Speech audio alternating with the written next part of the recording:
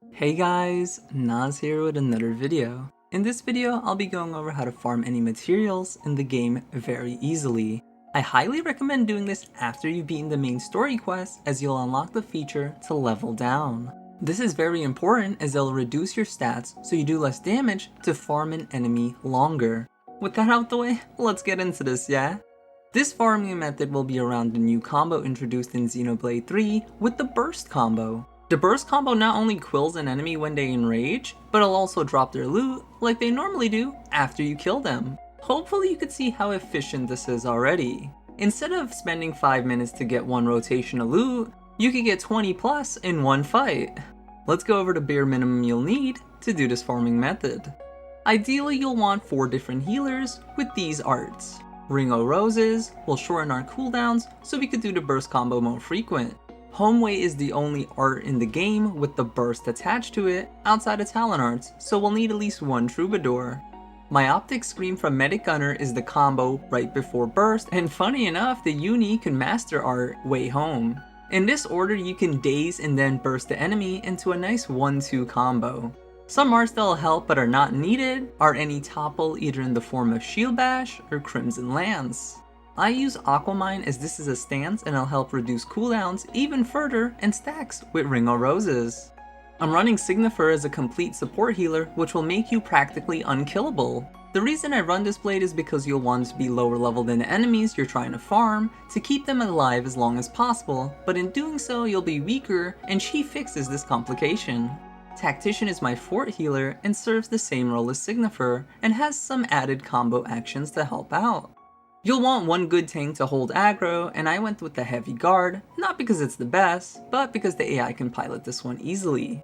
Next up is the blade you'll want to control. Senna's Blade Ogre is the best for combos, as her skill, Fury Smash, helps us break enemies, which is the first part of the burst combo. She also gets access to Topple and Daze, leaving the only thing missing to your healers. For this, your healers with burst should carry your highest dexterity accessory. I run Platinum Brooches instead, since you can manipulate the time and get more accuracy from these, and there's a night version if the enemy you're trying to farm is night only.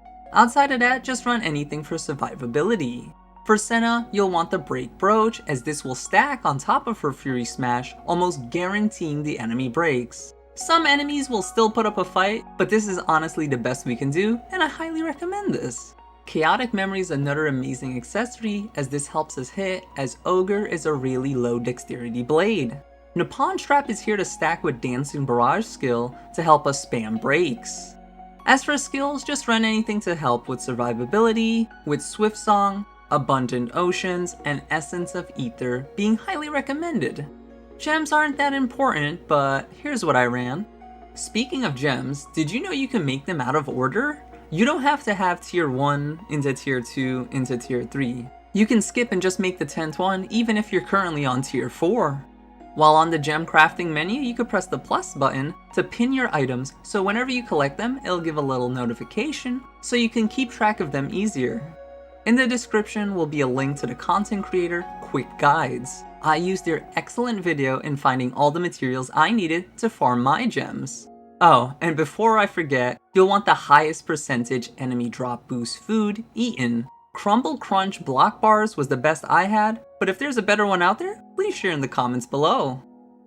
Okay, now that we're fully set up, let's go over the farming process. Once you have your target, go into battle and stick with the team until your break is ready to use. Wait until your auto goes off, then cancel into the break to not miss if you're running Chaotic Memory. From here, your allies should topple, daze, and burst for you. As soon as the enemy bursts, you can break again, as long as you're on the side. If your cooldowns aren't up, just run to the tank, as that's where the AIs are usually standing with their field effects. And with that, you can make this daunting task into a more manageable one. Don't forget, if this video brought value to you, please leave a like and consider subscribing to see more as I play a wide array of RPG games and I break them down just like this.